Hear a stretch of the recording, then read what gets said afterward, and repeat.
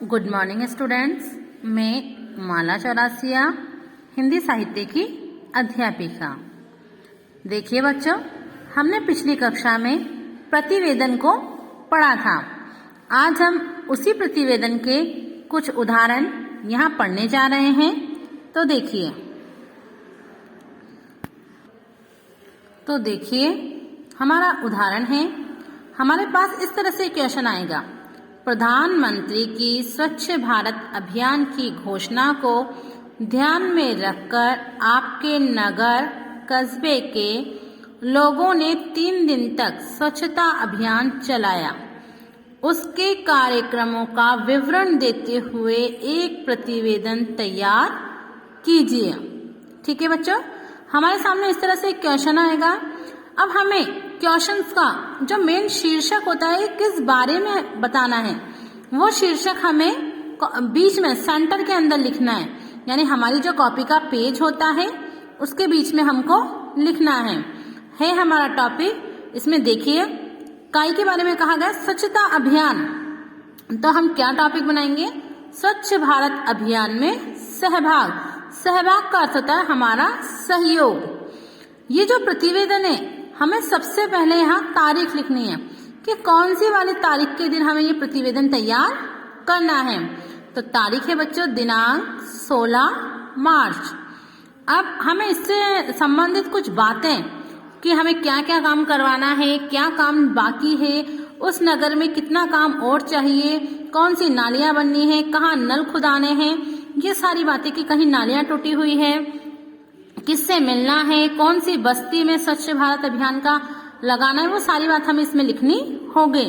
तो देखिए दिनांक 16 मार्च नगर के कुछ जागरूक एवं समाज सेवी नागरिकों ने प्रधानमंत्री की स्वच्छ भारत अभियान की घोषणा को ध्यान में रखकर मलिन बस्ती, मलिन कहते हैं जो गंदी बस्ती होती है उसे, मलिन बस्ती में 3 दिनों तक स्वच्छता अभियान चलाया।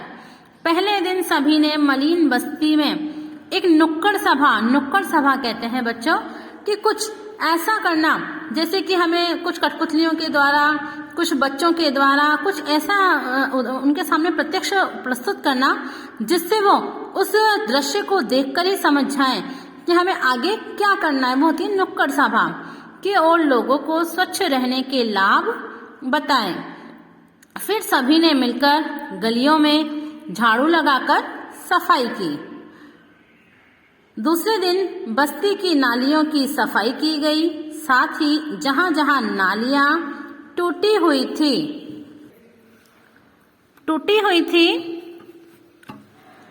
वहां झाड़ू लगाकर सफाई की। दूसरे दिन बस्तियों की नालियों की सफाई की गई। साथ ही जहां जहां नालियां टूटी हुई थी या कचरे के कारण रुकी हुई थी वहां मरम्मत की गई। इस निर्मित सभी ने श्रमदान किया। श्रमदान का अर्थ होता है बच्चा सभी ने वहां पे कार्य किया। तीसरे दिन प्रातःकाल बस्ती के समीप मैदान में एक सभा का आयोजन कर लोगों को स्वच्छ रहने, स्वच्छ जलवायु का सेवन करने और स्वास्थ्य लाभ के संबंध में समझाया गया। इस अवसर पर अनेक वक्ता कहते हैं जो वहां पे बोल रहे हैं, जितने भी मंत्री वहां गए, जितने भी लोग वहां गए हैं जो इस बारे में बोल रहे हैं वो क्या है? वक्ताओं। अनेक वक्ताओं ने स्वच्छता के महत्व पर प्रकाश डाला और मलिन बस्ती में जल मल निकासी की व्यवस्था तथा पक्के शौचालय के निर्माण हेतु आर्थिक सहायता उपलब्ध करवाने का आश्वासन भी दिया। फिर दिन भर बस्ती के लोगों ने स्वच्छता अभियान चलाकर इस कार्यक्रम को सफल बनाया। इस प्रकार स्वच्छता अभियान से मलिन बस्ती में जो जन चेतना जागृत की गई, इसमें नगर पालिका की ओर से पूरा सहयोग प्राप्त हुआ। तो देखिए बच्चों, ये एक प्रतिवेदन हमारा पूरा हो चुका है। ये जो प्रतिवेदन पूरा हुआ है इसे हमें कम से कम 100 शब्दों में लिखना है। अर्थात जब हमारे पास प्रतिवेदन आएगा उसका क्वेश्चन हमारे सामने रहेगा, हमें उसका मेन हेड यानी शीर्षक लिखना है। शीर्षक लिखकर उसके बारे में हमें 100 शब्दों में बनाना है। तो इसी तरह से हम आगे चलते हैं और दूसरा क्वेश्चन देखते हैं। अगला क्वेश्चन देखिए, अपनी आंखों देखी एक दुर्घटना विषय पर समाचार पत्र में प्रकाशन हेतु भेजने के लिए एक प्रतिवेदन रिपोर्ट लिखिए। तो देखिए इसका आंसर, आज सुबह 8 बजे जयपुर अजमेर राजमार्ग पर दूदू के समीप एक यात्री बस और ट्रक में भीषण टक्कर हो गई। ठीक है, देखिए बच्चों, हमने जो ये लाइन पढ़ी है, इससे पहले हमें शीर्षक भी देना था, राजमार्ग पर भयानक, वो हमें इसी में से देना था जो हमने पिछले प्रतिवेदन में आपको बताया। तो देखिए, बस में उत्तर प्रदेश के जायरीन अजमेर यात्रा पर जा रहे थे। उसमें लगभग 36 सवारियां थी। दूदू मोड़ पर मार्बल बस में उत्तर प्रदेश के पत्थरों से लदा एक ट्रक अचानक डिवाइडर तोड़ता हुआ बस से सामने जा टकराया।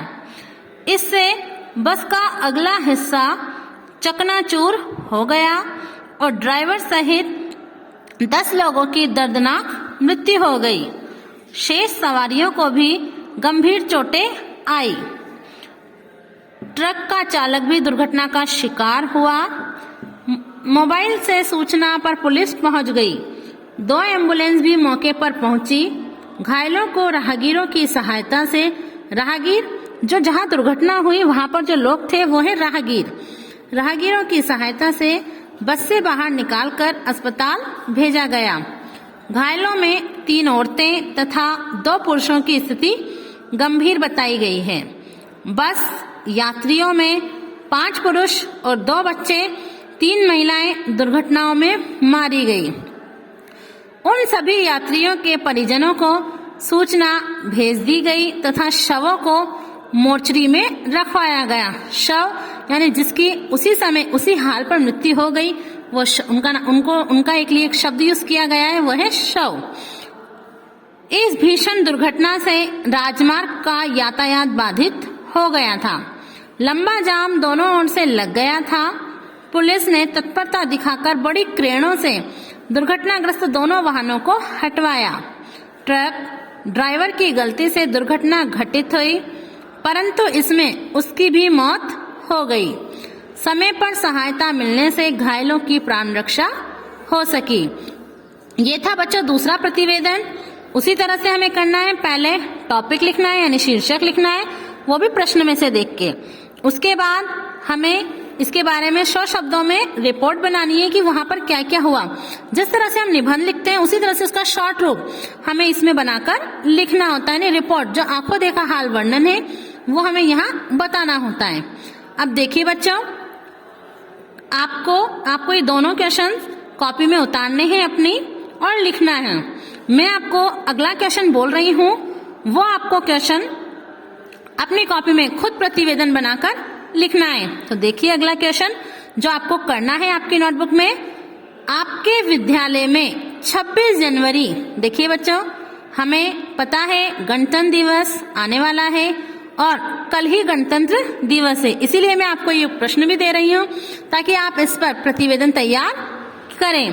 कल हमारे पूरे भारत में गणतंत्र दिवस मनाया जाएगा, तो आपको इस पर प्रतिवेदन तैयार करना है।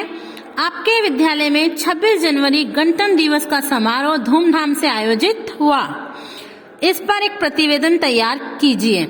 ये प्रतिवेदन आपको बनाना होगा और आपको किस तरह से बनाना होगा, वही दिनांक लिखनी है। इस तरह से दिनांक लिखकर गणतंत्र दिवस पर क्या क्या कार्यक्रम आयोजित हुए, कौन कौन आया, वो सारी बात आपको इसमें लिखकर बनानी होगी। ठीक है बच्चों, ये दोनों आप प्रतिवेदन अपनी कॉपी में नोट कर लीजिएगा। मैं इसकी फोटो आपको भेज दूंगी और आपको ये वाला क्वेश्चन खुद बनाकर करना है। ठीक है, थैंक यू।